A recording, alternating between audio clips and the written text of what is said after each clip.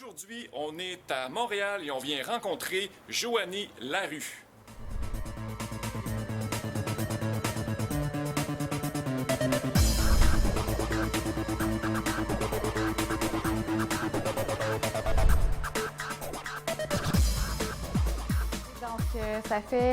Ça fait plusieurs années que j'ai une petite pathologie sur le ramassage d'objets. Et puis, dans ma famille, on a toujours fouillé dans les poubelles. Donc, pour moi, c'était un petit peu normal de triper sur les vieilles affaires et tout ça. Chez moi, c'est ça s'accumulait par vraiment amour de ces objets-là.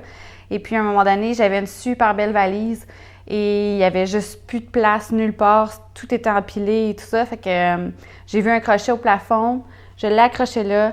Et puis, quand je me suis reculée, c'était clair dans ma tête que cette valise-là, c'était une lampe. Donc, j'ai tout de suite transformé en lampe. Et puis, vers 2010, s'ensuivit une lignée de transformation d'objets. Là. Après, j'ai pas pu m'arrêter. C'est sûr que ma matière de prédilection, c'est vraiment la valise. Pour différentes raisons.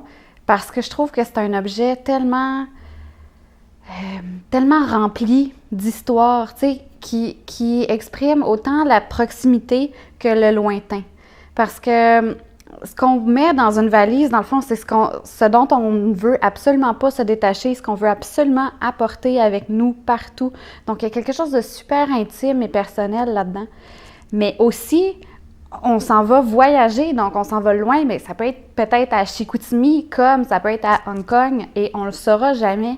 La valise, je trouve, est un objet qui renferme tellement d'histoires, contrairement à plein d'objets là, tu sais, qu'on a, pas contrairement, parce que, bon, tous les objets qu'on a autour de nous renferment des histoires familiales, des histoires autour de la télé, de salon, de cuisine, etc. Mais la valise, particulièrement, a une notion d'aventure en elle qui m'intrigue énormément. Et c'est entre autres pour ça que j'aime les vieux objets, tu sais, c'est que tu peux t'imaginer, parce que tu ne le sauras jamais dans le fond c'est quoi exactement l'histoire de cet objet-là, mais tu peux te l'imaginer et ça, c'est une grosse partie du plaisir. Ce qui est intéressant par rapport à surtout mes lampes valises, c'est la réaction du public qui, en fait, tout le monde a toujours une histoire à raconter parce que ça évoque leur vieille tante, parce que ça évoque un membre de la famille ou un voyage qu'ils ont fait et tout ça. Puis en insérant des vieilles images aussi à l'intérieur de ces lampes-là, les gens ont comme le besoin et le désir de raconter une histoire. Et j'ai commencé une série donc sur l'Expo 67 qui va culminer en 2017. Et puis c'est ça.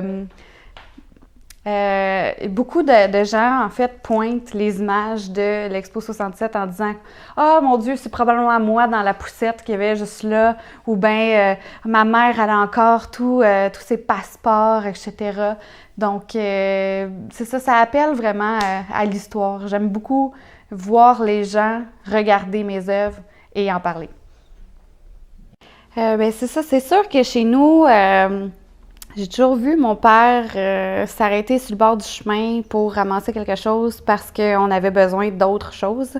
Donc, maintenant que je suis éminemment, je mettrai bas bientôt, c'est sûr que c'est dans mes valeurs, mais je pense que tu sais, des fois, les gens te disent comme « Ah, mais comment ça que tu récupères tant que ça les objets et tout ça? » Des fois, j'ai l'impression que c'est comme ça que mon cerveau, il marche, tu sais.